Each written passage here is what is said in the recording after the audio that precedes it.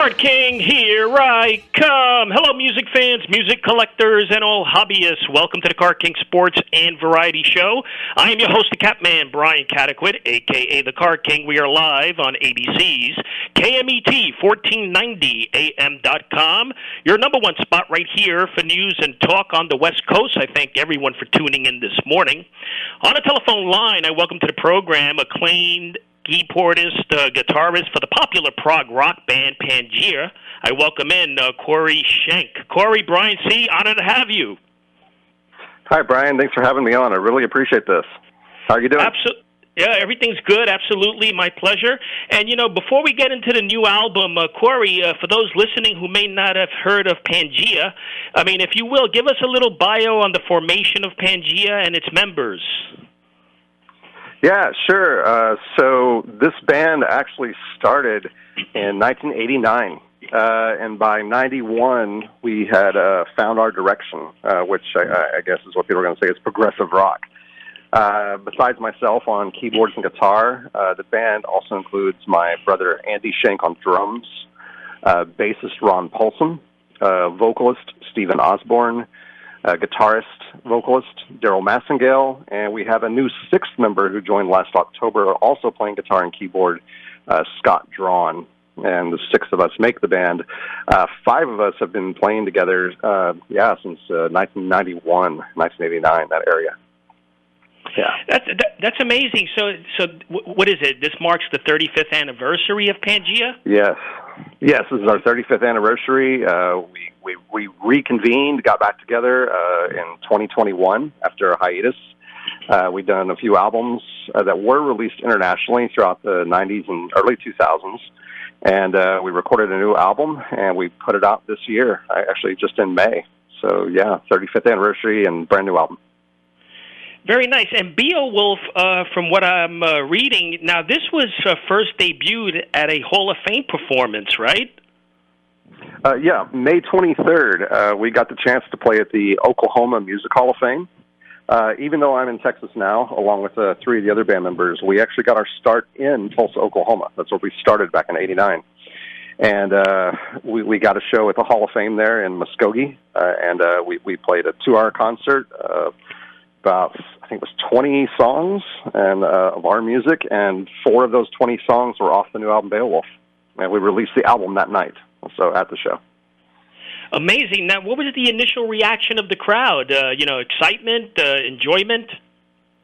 It was. It was a very positive experience. We played a show just a couple weeks before it at an art studio and got pretty much the same reaction. It's been really positive so far every time we've played, and people have heard it. So it's going pretty well right now. We sold a lot of merch that night, I'll put it that way, so that was good. Yeah, and from what I understand, we have a little, like a 2-minute clip of one of the songs that I want to play now for everyone listening. Let's see if we can air that right now. All right.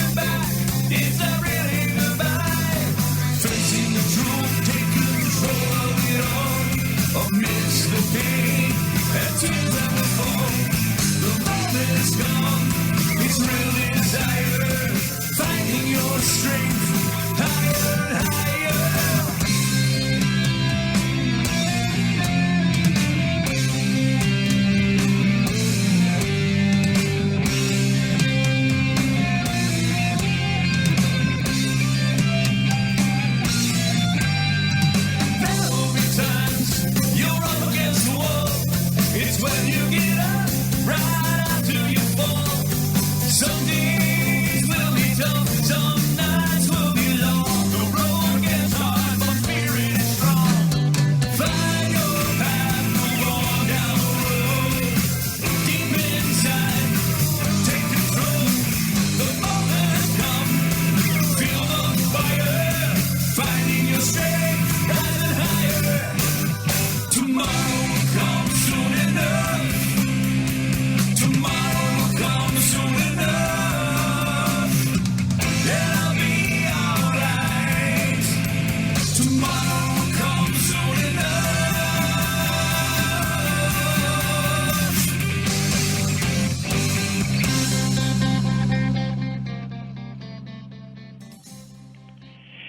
And you just heard Tomorrow Will Come from Pangaea. Most current album is called Beowulf, which is out now. I mean, this is great work, Corey. For the listening audience, so where can they download, where can they purchase this new album? Give us all that jazz. Okay, thanks, Brian. So everything right now is available directly through the band's official website, which is pangaea.band, PANGAEA.BAND, band. And we have a store right there. You can go in there. We have CDs available. We have USBs. We have digital downloads available.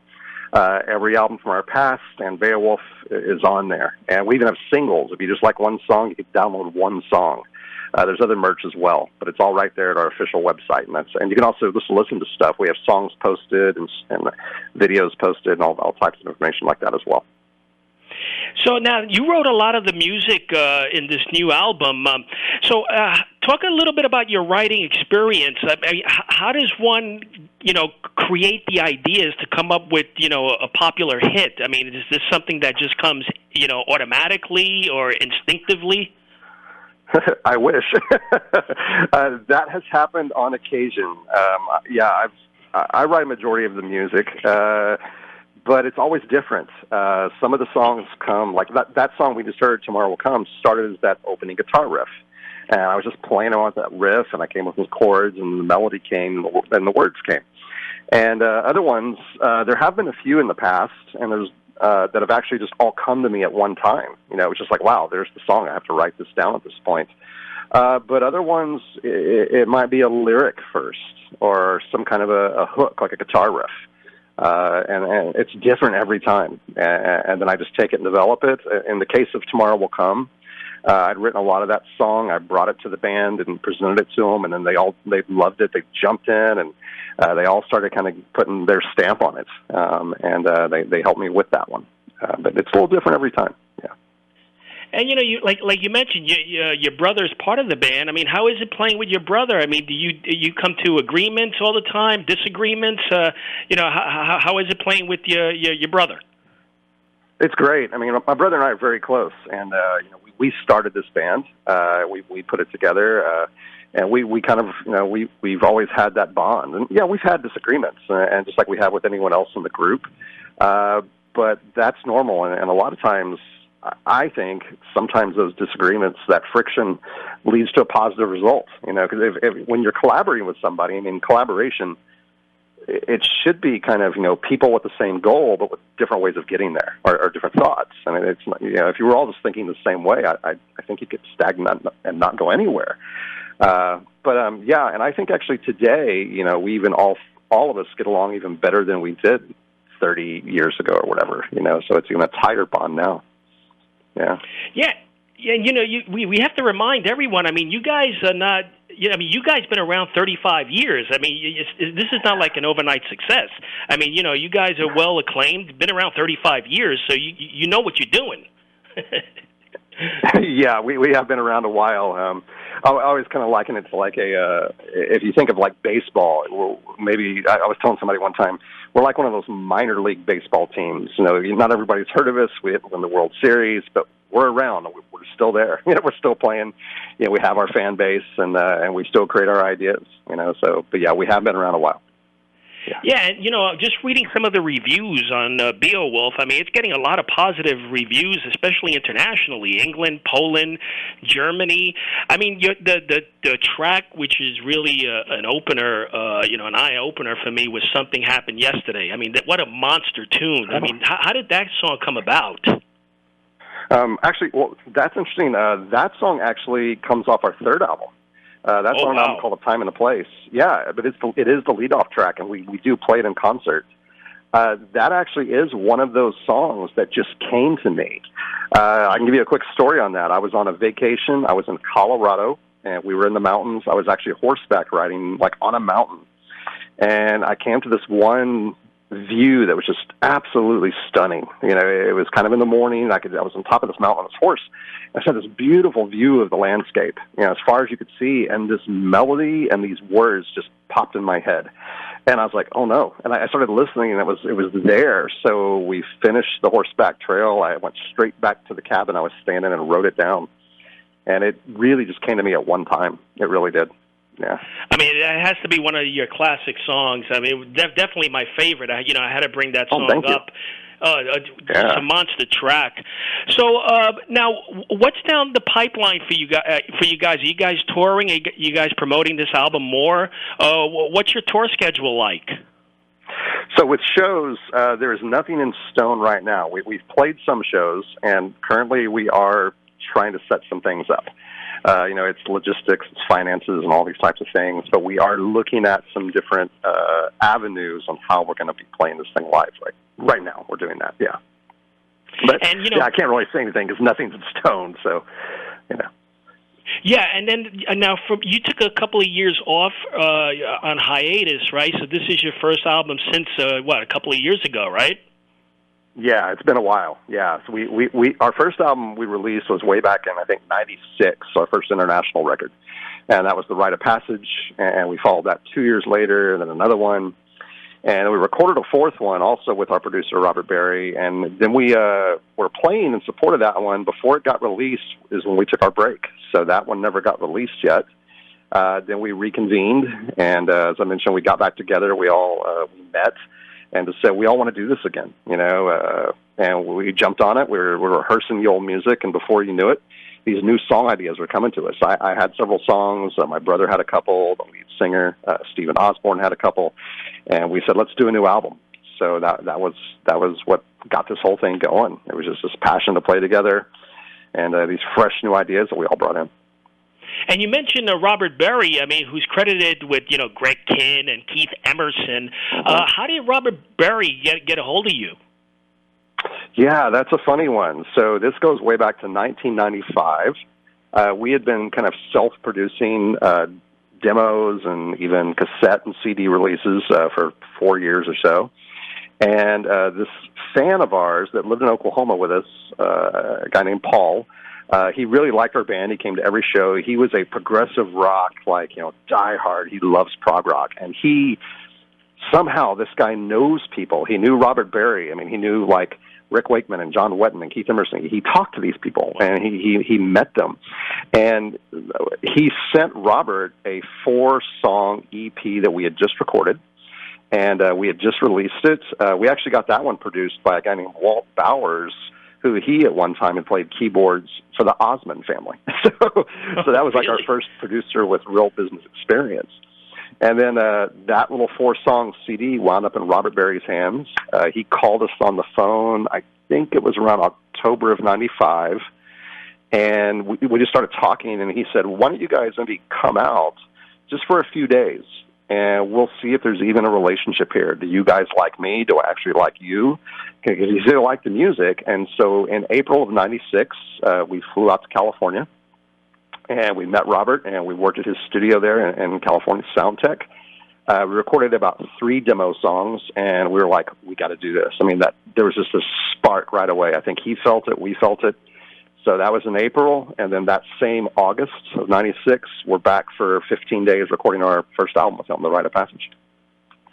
Amazing. So it was Liquid Placidity which caught the attention of Robert, and then you went to the studio in 96, recorded The Rite of Passage, and it sold well, right? It received numerous radio airplays and radio stations. Yeah, that one did. Yeah, we had done that one kind of like we did Beowulf. We just did it ourselves with our own little label, Hargadine Music Group.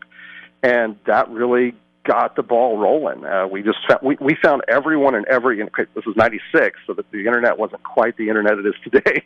So we're going through every rock and prog, newsletter and magazine we can find. We are looking at websites, and we just started sending this thing out to everybody, and people in Europe and some in the Americas as well started grabbing a hold of this thing. And, we had these little pockets of people buying CDs, kind of around the globe. So that's kind of what got it going. Yeah, and I love going through the history of of Pangaea, of your band. Also, Welcome to the Theater was released in '99, and that's an album that Berry produced, right? Yeah, that was our second one with Robert. Same band, same producer, everything, same studio, and we got signed to a German record label called Angular Records for that. And that got a little bit more going, and then a couple years later, we released A Time and a Place, which was our third album with Robert.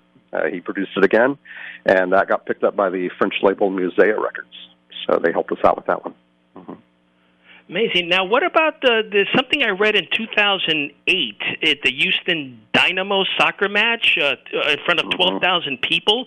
What happened there? Yeah. You performed in front of those, that many people, huh? Yeah, well, the band was starting to kind of call it a day.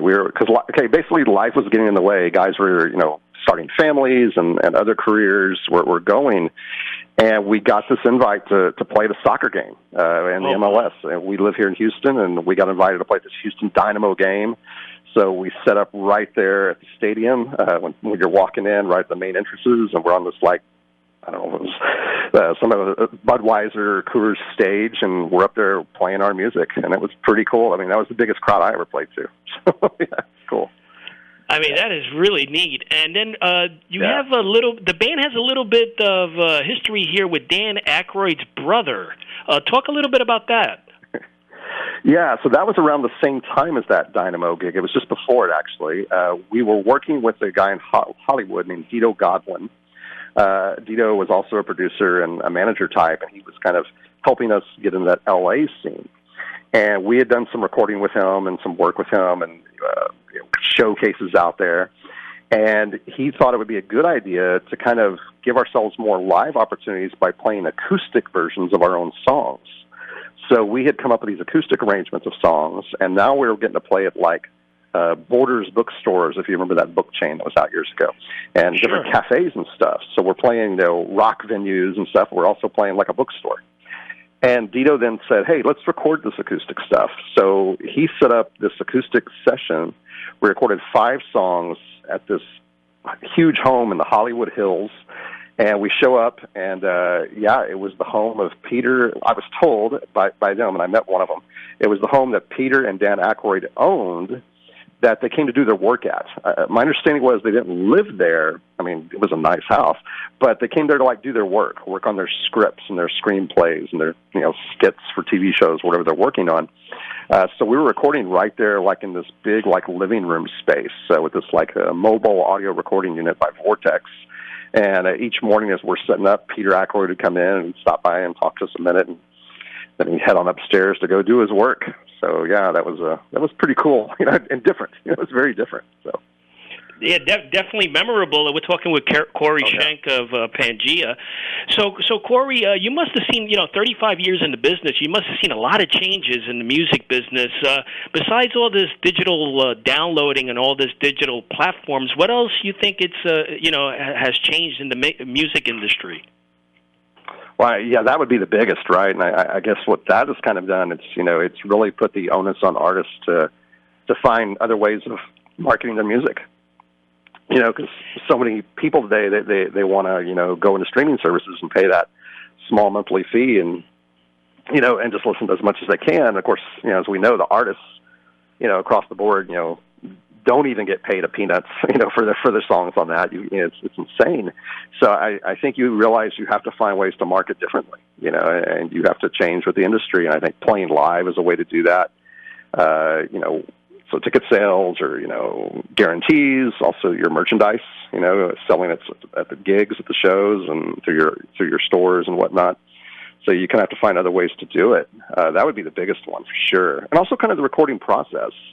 The first 3 albums we did with Robert Berry, we recorded those on 2-inch tape, the old school way, no computers involved. It was all analog recording. And, of course, then when we did this last record, Beowulf, that was with Pro Tools, which I've done that with other people, of course, but that was the first Pangaea record done with Pro Tools. So that's a whole different world, too. It's a lot of digital out there. So, yes. And, I interview a lot of artists that come on the program, and they all say that these record labels, they're always looking, they're looking for that one hit. They're not looking for that major, big album with so many tracks. They're looking for that one hit that they can market and they can, produce revenue for you guys. Do you feel that's true?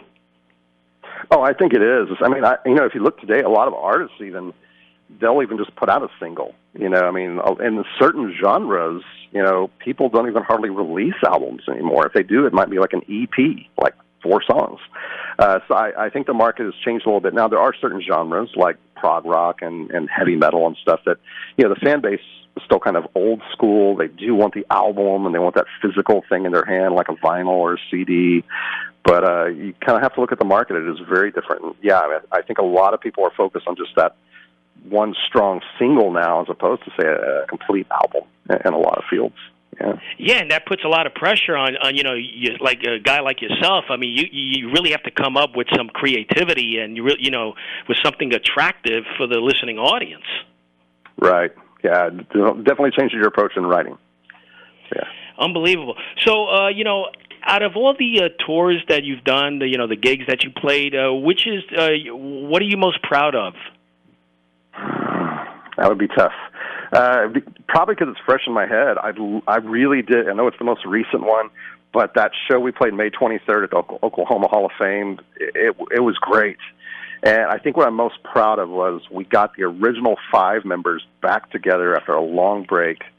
We recorded that album with Robert, our producer. We had it ready to go, and we did it. We set out with this goal back in 2021. We got back together 2019, and then by 2023, there we are on stage in the state where we started, playing at the Hall of Fame. I mean, it was great. And there were some people, some family members there and a few friends and tons of people. We had no idea who they were, but the reception was great. So I would say that gig to me is my proud moment because of everything we did to get back to that point again. Because it was a lot of work, but we wanted to do it, all of us. Now, do you still think there's an attraction to prog rock music in 2024? There is, yeah. I mean, like any genre, it's got its fan base. It's not going to be as big as pop or country or hip hop, because that's such mass marketed music. But there is a fan base out there, and that's But I think we have songs that do cross over into other genres like rock or classic rock and pop as well. I think our music has a lot of variety to it. But there is a fan base there. Yeah, I mean, there's festivals around the world, and there's magazines and websites dedicated to it. Yeah. Well, listen, I appreciate a few minutes of your time. And my final question: I know you're a big Yes fan. Now, were you listen to Yes? I mean, were you big on Kansas and all those other big bands? Do you incorporate that style in any way in your new work? Well, I think I do it on a subconscious level, like any artist. I think as an artist, whether you're a painter, a composer, a songwriter, you have your influences that excited you and made you want to do what you do, and you absorb those like a sponge.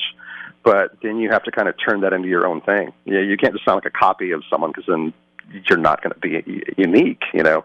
So yeah, I think if you do listen, I mean, for me, it was the band Asia in '82 that opened that door for me. I heard these guys on MTV. It's like, what's this? And somebody said, oh, you ought to go see where they came from. And that was, of course, Asia came from Yes and Emerson, Lake and Palmer and King Crimson. And I started digging into these bands from the 70s, these English bands and all those bands, as well as Kansas. Huge influences on me. And so I think it is there, but and they influence me. But there's other ones too. I mean, I'm also influenced strongly by classical music. Composers like Stravinsky and Bartók and Berg are huge influences on me as a composer and songwriter. So, yeah. Wow, and you play the guitar also, right? Yes. So on the albums, I'll play guitar and keyboard, kind of depending on the song and what we need.